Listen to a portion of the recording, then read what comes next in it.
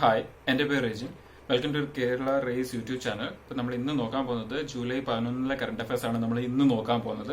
നമ്മൾ ഇതിന് മുമ്പുള്ള കറണ്ട് അഫയേഴ്സിന്റെ വീഡിയോസ് ഒക്കെ കൊണ്ടുവന്നിട്ടുണ്ട്. അപ്പം അതൊക്കെ കാണാത്തവർ ആരെങ്കിലും ഉണ്ടെങ്കിൽ നമ്മുടെ ഈ യൂട്യൂബ് ചാനലിൽ ചെന്ന് നിങ്ങൾക്ക് അവിടെ നിന്ന് കാണാവുന്നതാണ്. ആൻഡ് ചാനൽ ഇതുവരെ സബ്സ്ക്രൈബ് ചെയ്യാത്തവരുണ്ടെങ്കിൽ ചാനൽ ഡെഫിനറ്റ്ലി സബ്സ്ക്രൈബ് ചെയ്യുക. സോ ദാറ്റ് നിങ്ങൾക്ക് ഡെയിലി വരുന്ന കറണ്ട് അഫയേഴ്സിന്റെ വീഡിയോസും അതേപോലെ നമ്മുടെ എക്സാംസിന്റെ ഒക്കെ അപ്ഡേറ്റ്സും അതേപോലെ വേറെ നമ്മുടെ ക്ലാസിന്റെയും പ്രോഗ്രാംസിലേക്ക് അപ്ഡേറ്റ് നിങ്ങൾക്ക് കറക്റ്റായിട്ട് കിട്ടാൻ വേണ്ടി ചാനൽ സബ്സ്ക്രൈബ് ചെയ്യാത്തവർ ചാനൽ ഡെഫിനറ്റ്ലി സബ്സ്ക്രൈബ് ചെയ്യുക.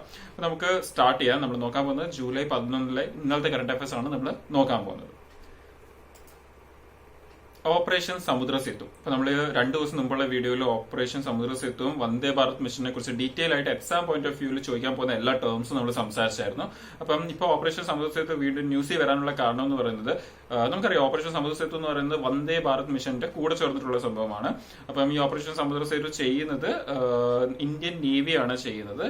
ഈ വന്ദേ ഭാരത് മിഷൻ എന്ന് പറയുന്നത് നമ്മുടെ ഇന്ത്യയുടെ ഏറ്റവും വലിയ ഇവാക്വേഷൻ പ്രോഗ്രാമാണ്. ഈ COVID-19 ഇഷ്യൂ കാരണം നമ്മുടെ ഇന്ത്യൻസ് വേറെ കൺട്രീസിലുണ്ടെങ്കിൽ അവരെ തിരിച്ച് നമ്മളുടെ കൺട്രിയിൽ എത്തിക്കുക എന്നുള്ളതാണ് ഈ വന്ദേ ഭാരത് മിഷൻ കൊണ്ട് ഉദ്ദേശിക്കുന്നത്. സോ ഏറ്റവും വലിയ ഇവാക്വേഷൻ പ്രോഗ്രാമാണ് വന്ദേ ഭാരത് മിഷൻ എന്ന് പറയുന്നത്. അപ്പം അത് ചെയ്യുന്നത് സീ റൂട്ടിൽ കൂടെ നമ്മുടെ എയർ റൂട്ടിൽ കൂടെ ആണ് ചെയ്യുന്നത്. അപ്പം സീ റൂട്ടിൽ കൂടെ നമ്മുടെ ഇന്ത്യൻ നേവിയാണ് അത് ചെയ്യുന്നത്. അപ്പൊ അതിന്റെ പേരാണ് ഈ സമുദ്ര സേതു അല്ലെങ്കിൽ ഓപ്പറേഷൻ സമുദ്ര സേതു എന്ന് പറയുന്നത്. ഓപ്പറേഷൻ സമുദ്ര സേതുയുടെ മീനിങ് എന്ന് പറയുന്നത് സീ ബ്രിഡ്ജ് എന്നാണ് സമുദ്ര സേതുയുടെ മീനിങ് എന്ന് പറയുന്നത്. ഇപ്പം ഇത് വീണ്ടും ഇപ്പൊ ന്യൂസിൽ വരാനുള്ള കാരണം സമുദ്ര സേതുയുടെ സമുദ്ര സേതുവിന്റെ ഈ ഒരു സംഭവം അത് സക്സസ്ഫുള്ളി കംപ്ലീറ്റ് ആയി എന്ന് പറഞ്ഞു കഴിഞ്ഞാൽ ഏകദേശം 55 ഡേയ്സ് നീണ്ടു നിന്ന് 23,000 കിലോമീറ്റേഴ്സ് ആണ് ഈ ഒരു സമയം കൊണ്ട് ഇത് നമ്മുടെ ഷിപ്സ് ട്രാവൽ ചെയ്തത്. സോ ഈ ഒരു സമുദ്ര സേതുവിൽ ആക്ച്വലി കവർ ചെയ്യുന്ന 3 കൺട്രീസ് ആണ് കവർ ചെയ്യുന്നത്. 3 കൺട്രീസ് എന്ന് പറയുന്നത് മാൽദീവ്സ്, ഇറാൻ, ശ്രീലങ്ക. ഈ 3 കൺട്രീസിലുള്ള നമ്മുടെ ഇന്ത്യൻസിനെ തിരിച്ചെത്തിക്കുക എന്നുള്ളതായിരുന്നു ഇന്ത്യൻ നേവിയുടെ സമുദ്ര സേതു കൊണ്ടുള്ള മിഷൻ എന്ന് പറയുന്നത്. അപ്പം മൊത്തം എത്ര ഇന്ത്യൻസിനെ തിരിച്ചെത്തിച്ചെന്ന് ചോദിച്ചു കഴിഞ്ഞാൽ അവിടെ സ്ലൈഡ്സ് നിങ്ങൾ കാണും. 3,992 ഇന്ത്യൻസിനെയാണ് ഈ 3 കൺട്രിയിൽ നിന്നും തിരിച്ച് നമ്മുടെ ഇന്ത്യയിൽ എത്തിച്ചത്. അപ്പം ഇതിനു വേണ്ടി മെയിൻലി ഉപയോഗിച്ച നമ്മുടെ ഇന്ത്യൻ നേവി ഉപയോഗിച്ച ഷിപ്പ് എന്ന് പറയുന്നത് INS ജലാശ്വയും INS മഗറും ആണ് ഏറ്റവും മെയിൻലി ഉപയോഗിച്ച 2 ഷിപ്പ് എന്ന് പറയുന്നത്. അപ്പം ഇത് റിലേറ്റഡ് നേരത്തെ നമ്മൾ ഫുൾ ഡീറ്റെയിൽ ആയിട്ട് നോക്കിയായിരുന്നു എന്തൊക്കെ ടേംസ് ആണ് എക്സാമ്പിൾ ചോദിക്കാൻ പോകുന്നത് എന്നുള്ളത്. അപ്പം ഉറപ്പായിട്ടും ഒരു ഷുവർ ക്വസ്റ്റൻ ആണ് ഈ ഓപ്പറേഷൻ സമുദ്ര സേതുവും വന്ദേ ഭാരത് മിഷൻ എന്ന് പറയുന്നത്. അപ്പൊ അത് റിലേറ്റഡ് ഇമ്പോർട്ടന്റ് ടേംസ് നമ്മൾ 2 ദിവസം മുമ്പുള്ള വീഡിയോയിൽ ചെയ്തിട്ടുണ്ട്. അപ്പം ഇത്രയാണ് സമുദ്ര സേതുവിനെ കുറിച്ച് ഉള്ളത്. കൺട്രീസ് ഓർത്ത് വെക്കുക, 3 കൺട്രീസ് ആണ് മാൽദീവ്സ്, ഇറാൻ, ശ്രീലങ്ക. മൊത്തം എത്തിച്ച ആൾക്കാരുടെ കൗണ്ട് എന്ന് പറയുന്നത് 3,992 ആണ്. നെക്സ്റ്റ്, കാഞ്ചൂർ മാനുസ്ക്രിപ്റ്റ് എന്ന് പറയുന്നത് ആക്ച്വലി നമ്മുടെ മംഗോളിയ കൺട്രിയിലെ അവരുടെ ഒരു മോസ്റ്റ് ഇമ്പോർട്ടന്റ് റിലീജിയസ് ടെക്സ്റ്റ് അല്ലെങ്കിൽ മാനുസ്ക്രിപ്റ്റ് ആണ് ഈ കഞ്ചൂർ മാനുസ്ക്രിപ്റ്റ് എന്ന് പറയുന്നത്. അപ്പൊ എക്സാമ്പിൾ ചോദിക്കാൻ പോകുന്ന മിക്കവാറും അതേപോലത്തെ സ്റ്റാറ്റിക് ക്വസ്റ്റ്യൻ ചോദിക്കാൻ നല്ല ചാൻസസ് ഉണ്ട്.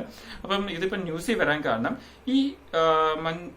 ഈ മംഗോളിയൻ മാനുസ്ക്രിപ്റ്റ് അല്ലെങ്കിൽ ഈ കഞ്ചൂർ മാനുസ്ക്രിപ്റ്റ് എന്ന് പറയുന്ന സംഭവത്തിന് മൊത്തം 108 വോളിയൂംസ് ആണ് ഉള്ളത് ആ ഒരു സ്ക്രിപ്റ്റിന്. അപ്പം അതിന്റെ ഈ മൊത്തം 108 വോളിയൂംസും റീപ്രിന്റ് ചെയ്യാൻ ഉള്ള പ്രോജക്റ്റ് ഇപ്പൊ ഏറ്റെടുത്തേക്കുന്നത് നമ്മളുടെ ഇന്ത്യയിലെ മിനിസ്ട്രി ഓഫ് കൾച്ചർ ആണ് ഇത് ഏറ്റെടുത്തേക്കുന്നത്. അപ്പം നാഷണൽ മിഷൻ ഫോർ മാനുസ്ക്രിപ്റ്റിന്റെ അണ്ടറിലാണ് ഈ ഒരു സംഭവം ചെയ്യുന്നത്. അപ്പൊ ഇപ്പം റീസെന്റ് ആ 108 വോളിയൂംസിലെ 5 വോളിയൂംസ് ഇപ്പൊ റീസെന്റ് അവര് റീപ്രിന്റ് ചെയ്തിട്ട് റിലീസ് ചെയ്തു. അപ്പം അതുകൊണ്ട് തന്നെയാണ് ഇത് ന്യൂസിൽ വരാൻ കാര്യം. അപ്പൊ എക്സാമിന്റെ ക്വസ്റ്റ്യൻസ് ചോദിക്കുന്നത് ഏത് മിനിസ്ട്രിയാണ് ഈ ഒരു സംഭവം ചെയ്യുന്നതെന്ന് ചോദിക്കാം. അതുപോലെ ഈ കഞ്ചൂർ മാനുസ്ക്രിപ്റ്റിന്റെ കാര്യം ഡയറക്ട്ലി ചോദിക്കാം. ലൈക്ക് ഏതാണ് നമ്മുടെ മംഗോളിയയിലെ റിലീജിയസ് സ്ക്രിപ്റ്റ് ഇപ്പൊ ഇന്ത്യൻ ഗവൺമെന്റ് അല്ലെങ്കിൽ നമ്മുടെ മിനിസ്ട്രി ഓഫ് കൾച്ചർ റീപ്രിന്റ് ചെയ്തുകൊണ്ടിരിക്കുന്നത് എന്നുള്ളത് ചോദിക്കാം. അപ്പൊ അതിന്റെ പേരെന്ന് പറയുന്നത് കാഞ്ചൂർ മാനുസ്ക്രിപ്റ്റ് എന്നാണ്. നെക്സ്റ്റ്,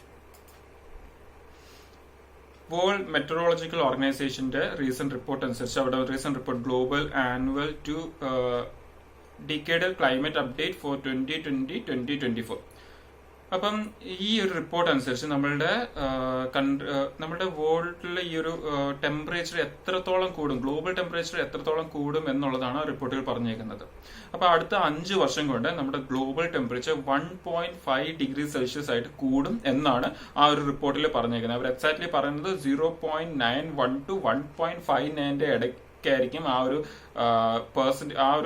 ഇൻക്രീസ് ആവുന്ന ഇതെന്ന് പറയുന്നത്. ആ ഒരു ഡിഗ്രി സെൽഷ്യസ് എത്രത്തോളമാണ് ഇൻക്രീസ് ആവാൻ പോകുന്നത് എന്നുള്ളത് അത് ഈ ഒരു നമ്പേഴ്സിന്റെ ഇടയ്ക്കായിരിക്കും.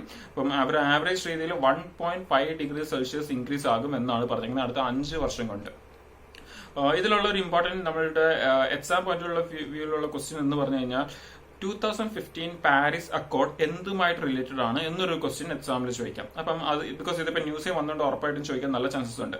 അപ്പൊ നമ്മൾ ഇതേപോലത്തെ ക്വസ്റ്റ്യൻസ് കാണുന്നതാണ്. ആക്ച്വലി ഇത് എന്തുമായിട്ട് റിലേറ്റഡ് ആണെന്ന് പറഞ്ഞാൽ എക്സാംസിൽ ഓപ്ഷനിൽ കാണും. ചിലപ്പം ഇതേപോലെ ഓസോൺ, എയർ പൊല്യൂഷൻ, ഇങ്ങനത്തെ ഉള്ള സംഭവങ്ങൾ, വെറ്റ്ലാൻഡ്, ഇങ്ങനത്തെ ഓപ്ഷൻസ് കാണും. അപ്പം 2015 പാരീസ് അക്കോർഡ് എന്ന് പറയുന്നത് ഗ്ലോബൽ വാർമിംഗുമായിട്ട് റിലേറ്റഡ് ആണ്.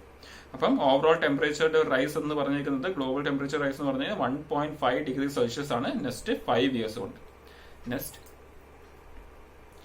ഏഷ്യൻ ഡെവലപ്മെന്റ് ബാങ്ക്, അതേപോലെ എഡ്യൂക്കേഷൻ എബവ് ഓൾ ഫൗണ്ടേഷൻ, ഈ രണ്ട് ഓർഗനൈസേഷൻ കൂടി ചേർന്നിട്ട് എത്ര എമൗണ്ട് ആണ് നമ്മുടെ പ്രൈമറി സ്കൂൾ സ്റ്റുഡൻസിന്റെ എഡ്യൂക്കേഷന് വേണ്ടി അവരുടെ ആ ഒരു എഡ്യൂക്കേഷൻ സ്റ്റാൻഡേർഡ്സ് കൂട്ടാനും, ആക്ച്വലി ശരിക്കും എഡ്യൂക്കേഷൻ കിട്ടാത്ത സ്റ്റുഡൻസ് അവർക്ക് പ്രോപ്പർ എഡ്യൂക്കേഷൻ പ്രൊവൈഡ് ചെയ്യാനും, റിസ്ക് ആയിട്ടുള്ള സ്റ്റുഡൻസ് എന്ന് പറഞ്ഞാൽ ഇപ്പം പഠിക്കാൻ ബുദ്ധിമുട്ടുള്ള സ്റ്റുഡൻസ് അവരെ ഹെൽപ്പ് ചെയ്യാൻ വേണ്ടിയൊക്കെ ഒരു എമൗണ്ട് ഇപ്പൊ റീസെന്റ് 2 ഓർഗനൈസേഷൻ കൂടി കോൺട്രിബ്യൂട്ട് ചെയ്തു. അപ്പൊ എത്രയാണ് ആ എമൗണ്ട് എന്ന് പറയുന്നത്?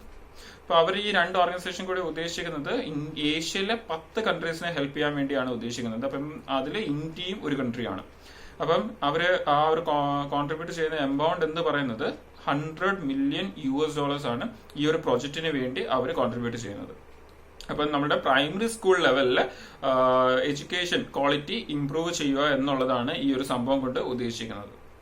അപ്പം Asian development bank education above all ഫൗണ്ടേഷന്റെ കൂടെ ചേർന്ന് $1,000 മില്യൺ ആണ് കോൺട്രിബ്യൂട്ട് ചെയ്യുന്നത് ഈ പറയുന്ന ക്വാളിറ്റി പ്രൈമറി എഡ്യൂക്കേഷന് വേണ്ടി.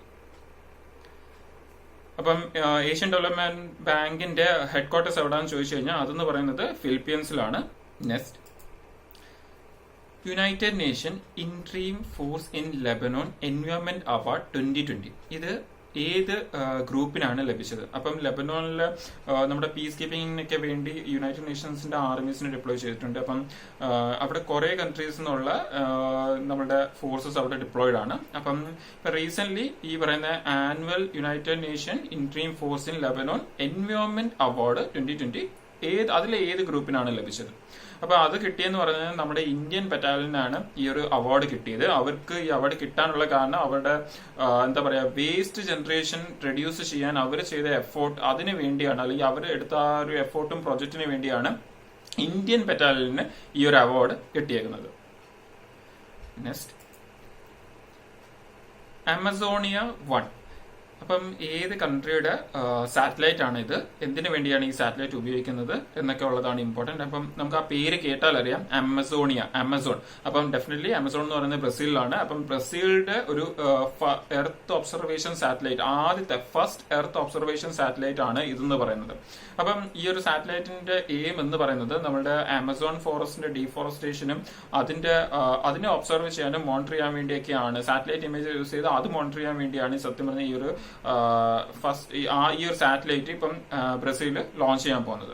അപ്പൊ ഇതിൽ ഇമ്പോർട്ടന്റ് വരുന്ന ഒരു സംഭവം എന്ന് പറഞ്ഞു കഴിഞ്ഞാൽ ഈ ഒരു സാറ്റലൈറ്റ്, ഈ ഒരു സംഭവം ലോഞ്ച് ചെയ്യുന്നത് നമ്മുടെ ISRO ആണ്. ISROയുടെ PSLV-ലാണ് ഈ ഒരു സംഭവം ലോഞ്ച് ചെയ്യാൻ പോകുന്നത്. അപ്പൊ ഇത് ISRO ചെയ്യാൻ പോകുന്നത് ഓഗസ്റ്റ് 2020 ഈ ഒരു സംഭവം, ഈ ഒരു സാറ്റലൈറ്റിനെ ആ ഒരു ഓർബിറ്റിലോട്ട് കൊണ്ടുപോകാൻ പോകുന്നത്. Next small and medium enterprises. അപ്പം നമ്മളിത് കുറെ കണ്ടതാണ് ഇപ്പം കുറെ ദിവസത്തെ കറണ്ട് അഫയേഴ്സിൽ. അപ്പം ഈ സ്മോൾ ആൻഡ് മീഡിയം എന്റർപ്രൈസസ് ആണ് ഏറ്റവും കൂടുതൽ ഇപ്പൊ ഈ ഒരു COVID-19 ഇഷ്യൂ കാരണം എഫക്റ്റ് ആയ ഒരു കാറ്റഗറി എന്ന് പറയുന്നത്. അവരുടെ ബിസിനസ്, അപ്പം അവരെ സപ്പോർട്ട് ചെയ്യാൻ വേണ്ടി, അവരുടെ ആ ബിസിനസിനെ റിക്കവർ ചെയ്യാനും റീസ്റ്റാർട്ട് ചെയ്യാൻ വേണ്ടി നമ്മുടെ മാസ്റ്റർ കാർഡ് എത്ര crore rupees ആണ് ഇൻവെസ്റ്റ് ചെയ്യാൻ തീരുമാനിച്ചിരുന്നത്. അപ്പൊ അതെന്ന് പറയുന്നത് മൊത്തം 250 crores അല്ലെങ്കിൽ $33 മില്യൺ ആണ് ഇതിനു വേണ്ടി ഇൻവെസ്റ്റ് ചെയ്യാൻ മാസ്റ്റർ കാർഡ് തീരുമാനിച്ചിരിക്കുന്നത്. നെക്സ്റ്റ് ഓക്കെ, ഇനി ഒരു 3 ഇമ്പോർട്ടന്റ് ക്വസ്റ്റ്യൻ എക്സാംസിൽ ചോദിക്കാൻ ഷുവർ ആയിട്ട് ചോദിക്കാൻ പോകുന്ന ഒരു 3 ഇമ്പോർട്ടന്റ് ക്വസ്റ്റ്യൻ നമ്മൾ ഓൾറെഡി കണ്ട ക്വസ്റ്റ്യൻ ഉണ്ട്, പുതിയ ഈ ഇന്നലത്തെ കറണ്ട് അഫെയറും ഉണ്ട്. അപ്പം ഫസ്റ്റ് നമ്മുടെ ഇന്ത്യയിലെ ഏറ്റവും best police station, one of the best police station ആയിട്ട് ഏത് സ്റ്റേറ്റിലെ പോലീസ് സ്റ്റേഷനെയാണ് ഇപ്പൊ റീസെന്റ് സെലക്ട് ചെയ്തത്? നമ്മുടെ ഹോം മിനിസ്ട്രിയാണ് ഈ ഒരു സംഭവം സെലക്ട് ചെയ്തത്. നമ്മുടെ ഹോം മിനിസ്റ്റർ അമിത്ഷായാണ് ഈ ഒരു അവാർഡ് കൊടുത്തത്. അപ്പം ആ ഒരു പോലീസ് സ്റ്റേഷൻ എന്ന് പറയുന്നത് നന്ദ്വാൻ പോലീസ് സ്റ്റേഷൻ ആണ്. ഈ നന്ദ്വാൻ പോലീസ് സ്റ്റേഷൻ ഏത് സ്റ്റേറ്റിലാണെന്നും എക്സാമ്പിൾ ചോദിക്കാം. അപ്പൊ അതെന്ന് പറയുന്നത് ഹിമാചൽ പ്രദേശിലാണ്. ഹിമാചൽ പ്രദേശിലെ നന്ദ്വാൻ പോലീസ് സ്റ്റേഷൻ ആണ് ഇന്ത്യയിലെ one of the best police station ആയിട്ട് സെലക്ട് ചെയ്തത്. നെക്സ്റ്റ്, കർണാടക ഗവൺമെന്റ് കർണാടകയിലെ ലോക്കൽ ആർട്സ്, ക്രാഫ്റ്റ്, ഹാൻഡ്ലൂംസിനെയൊക്കെ ഏത് ഓർഗനൈസേഷന്റെ കൂടെ ചേർന്നിട്ട് പ്രൊമോട്ട് ചെയ്യാനാണ് MOU സൈൻ ചെയ്തത്? അപ്പം അത് ചെയ്തത് ഫ്ലിപ്കാർട്ടിന്റെ കൂടാണ് MOU സൈൻ ചെയ്തത്. അപ്പൊ നമ്മുടെ കർണാടക ഗവൺമെന്റ് ഫ്ലിപ്കാർട്ടിന്റെ കൂടെ ചേർന്നിട്ടാണ് കർണാടക സ്റ്റേറ്റിലെ ഈ ആർട്സും കൾച്ചറും ഹാൻഡ്ലൂംസിനെയൊക്കെ പ്രൊമോട്ട് ചെയ്യാൻ തീരുമാനിച്ചിരിക്കുന്നത്.